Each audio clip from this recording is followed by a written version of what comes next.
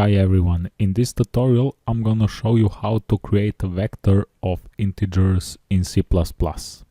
In order to do that, I'm gonna include iostream vector and use namespace std. Then I'm gonna create main function. Okay, now let's create an vector of integers. I'm gonna call it my vector and I'm gonna populate it inside for loop.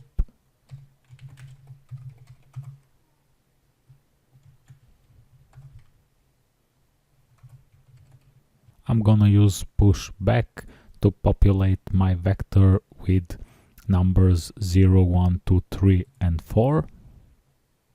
And finally I'm gonna print the result.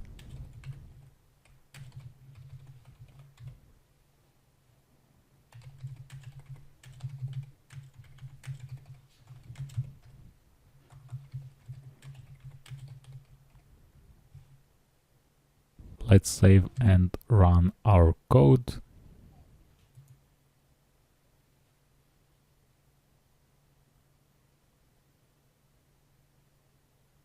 And as you can see, vector with elements 0, 1, 2, 3 and 4 is being created, and then it's been printed to the console with usage of this loop.